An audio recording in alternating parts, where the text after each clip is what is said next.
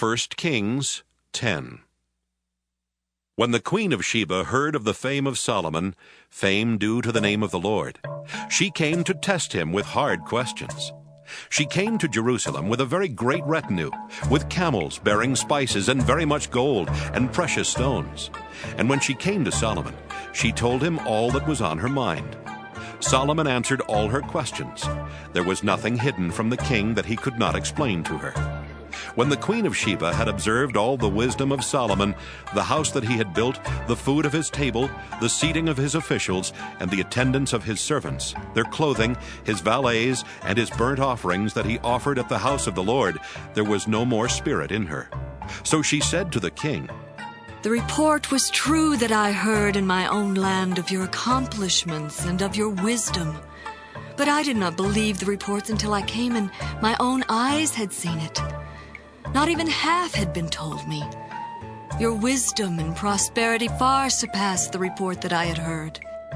Happy are your wives, happy are these your servants who continually attend you and hear your wisdom. Blessed be the Lord your God, who has delighted in you and set you on the throne of Israel. Because the Lord loved Israel forever, he has made you king to execute justice and righteousness." Then she gave the king 120 talents of gold, a great quantity of spices and precious stones. Never again did spices come in such quantity as that which the queen of Sheba gave to King Solomon. Moreover, the fleet of Hiram, which carried gold from Ophir, brought from Ophir a great quantity of almug wood and precious stones. From the almug wood the king made supports for the house of the Lord, and for the king's house, lyres also, and harps for the singers. No such almug wood has come or been seen to this day.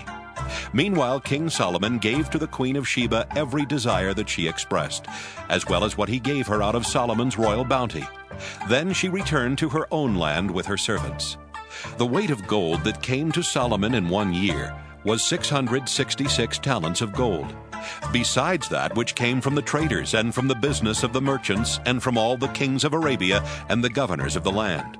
King Solomon made 200 large shields of beaten gold. 600 shekels of gold went into each large shield. He made 300 shields of beaten gold. 3 minas of gold went into each shield, and the king put them in the house of the forest of Lebanon.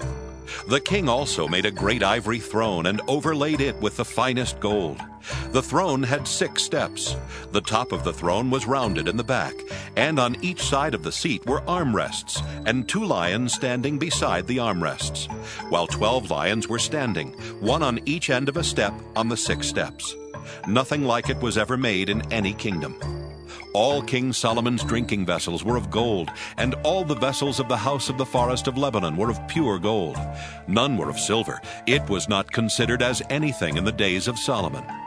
For the king had a fleet of ships of Tarshish at sea with the fleet of Hiram. Once every 3 years, the fleet of ships of Tarshish used to come bringing gold, silver, ivory, apes, and peacocks. Thus King Solomon excelled all the kings of the earth in riches and in wisdom. The whole earth sought the presence of Solomon to hear his wisdom, which God had put into his mind. Every one of them brought a present, objects of silver and gold, garments, weaponry, spices, horses, and mules, so much year by year. Solomon gathered together chariots and horses. He had 1,400 chariots and 12,000 horses, which he stationed in the chariot cities and with the king in Jerusalem. The king made silver as common in Jerusalem as stones, and he made cedars as numerous as the sycamores of the Shephelah. Solomon's import of horses was from Egypt and Cush, and the king's traders received them from Cush at a price. A chariot could be imported from Egypt for 600 shekels of silver, and a horse for 150. So through the king's traders they were exported to all the kings of the Hittites and the kings of Aram.